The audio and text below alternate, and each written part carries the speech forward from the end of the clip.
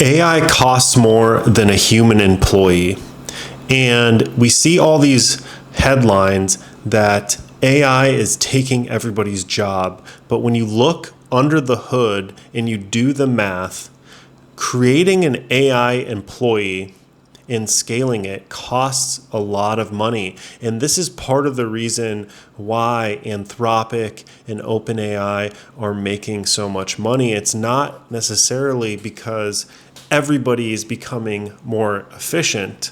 My theory is we're in this kind of experimental phase of AI where everybody is just clicking buttons like they're monkeys, just mashing out vibe-coded slop to try to figure out how to become more efficient with AI. And yes, there are some people out there who are building legitimate products and becoming these 100x or 1000x engineers or product people or marketers. But at the same time, it's a lot of trial and error and a lot of burning of tokens. And it's going to take time for these employers to hire employees to use AI and become more efficient with AI. Remember, this is an extremely new technology in a sense that it's new that the masses are using it. The concept of AI has actually been around for a very long time.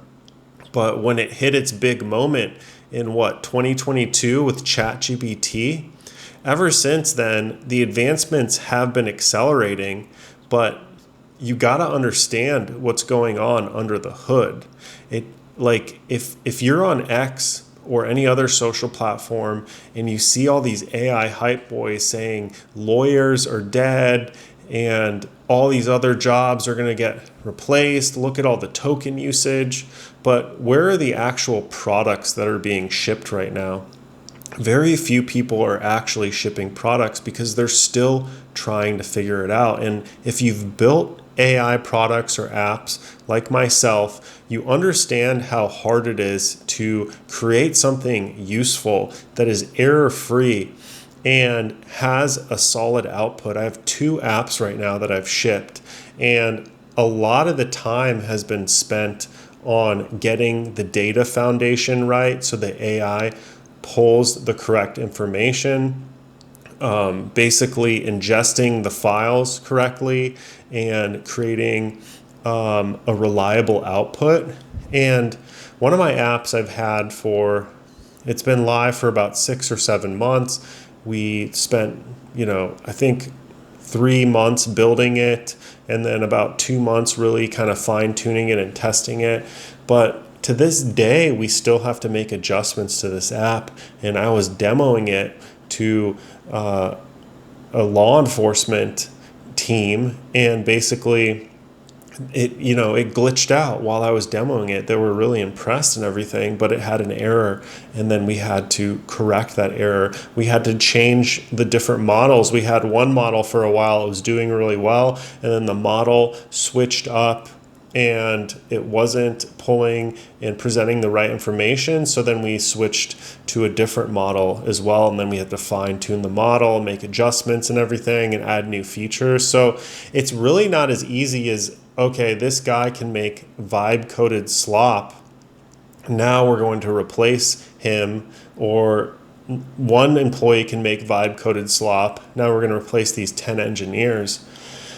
It's really not that easy. Another product that I had, it's basically a dental business intelligence app. We spent many, many months getting the data right for each of their 50 practices and making sure it was calculated correctly. And then we spent several months testing the chat, making sure the output was correct. And we finally gotten to a good, reliable point. But the thing is that when you build a vibe-coded app versus what we've built, which is essentially custom apps in their own custom servers, right? These aren't just on Lovable or whatever, just like some random website where it's just pulling public data. This is private data. It's extremely difficult to create something meaningful and useful. Now, if you're trying to replace certain tasks, simple things, make your job more efficient, pull more data. My day-to-day has gotten infinitely easier. And as a marketer by trade, that was my background before I really dove into AI. I'm able to scale a sector of an area of marketing very, very easily, more than I used to. I can manage the ads, I can create the content, I can design the social posts, I can write the social posts. Those jobs used to take one individual person to really do correctly. Now, even with AI, sometimes I can struggle to become efficient, do it in a timely manner, and make sure that the quality is there, because it's a lot of back and forth with the AI. But you can imagine how much token cost would be involved if you were actually going to take the time to replace an engineer at a big tech startup or something like that along those lines, where a lot of their day-to-day is building, different products, shipping code and stuff like that. And that Codex and, Claude code, it's per token usage. So if you have this one engineer who is trying to ship AI code all the time and build these AI apps with Codex and Claude, you can see how much the cost could go up relatively quickly. And that's why these companies are making so much, is because they can charge per token usage right now. So it's really not that simple. There's a lot of economics behind replacing people, with AI and getting rid of jobs and all that stuff. It's going to take a lot of time. And I still don't think that it's as simple as eliminating a bunch of jobs and then there's never going to be other jobs there. We're talking about one specific thing as far as knowledge work goes. There's a whole entire physical world out there. There's way bigger problems out there. But as it is today, it's the same thing where you look at movies, right?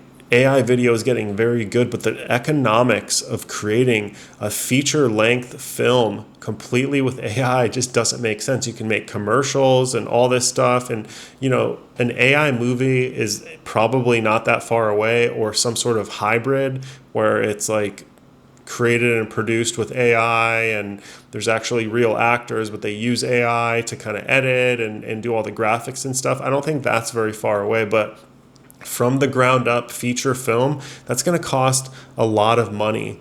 And yes, these companies are rushing for it to make sense to replace certain employees and make them more efficient. I mean, you see Meta laying people off. Zuckerberg wants to be Elon Musk. Everybody wants to be Elon Musk, be extremely efficient with AI and scale things.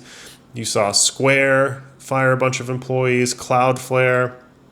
The list goes on. You have Coinbase, who are saying they're going to use AI now and they have to replace all these employees. But when you look under the hood, they're struggling. I mean, their revenue is down. I mean, look at Meta. Meta looks untouchable, right? But they just burned $80 billion on the metaverse, this failed, basically niche trend that they went after full force.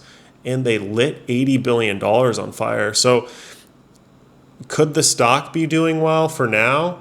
But, in the future, people are really kind of, leery about Meta because they're so far behind in the AI race. And you have to think that Zuckerberg is feeling the heat right now and wanting to replace these employees. But I think he's probably going to find out very quickly the cost of doing this is actually going to skyrocket, because again, going back to the different errors and stuff like that, there's going to be a lot of trial and error. So that means if there's a lot of trial and error, there's going to be a lot of tokens burned, and the cost is just going to keep going up, and we're in this massive arms race.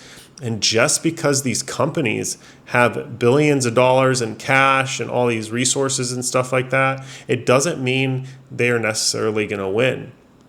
Technology and companies are high risk. They always have been. The companies that look like they're ahead, they don't stay ahead. Okay, Blockbuster Video and BlackBerry are two of the most famous examples. And yes, you could say, well, it's just video. It's just, of course it got, rendered irrelevant. But same with BlackBerry at the time, no one could have seen that Steve Jobs was going to release the iPhone. And a lot of people looked at the iPhone and they saw the touch screen and they said, this isn't going to work. People don't want to touch the screen on their phone. They want to click buttons, right? So a company like Meta, I don't want to say that they're sitting ducks, but their whole basically strategy for growth is to copy other companies. They don't necessarily do anything innovative themselves. They copied MySpace, they copied Snapchat, right? They have WhatsApp. They tried to chase the metaverse trend and it burned to the ground, but they haven't really done anything innovative in a very long time. They're now scrambling to get ahead in the AI race, and they're way behind, and they're trying to replace their employees. And it's going to be a lot of trial and error and many years before they could get it right. And yes, they have this massive network effect because they have a massive social network, and that's going to be hard to eat into. But at some point, if they keep, whiffing and burning all this cash, like realistically, how are they going to be able to catch up to Google or Anthropic or OpenAI? I mean, Gemini is way behind the 8 ball here in the race for ChatGPT and Claude right now.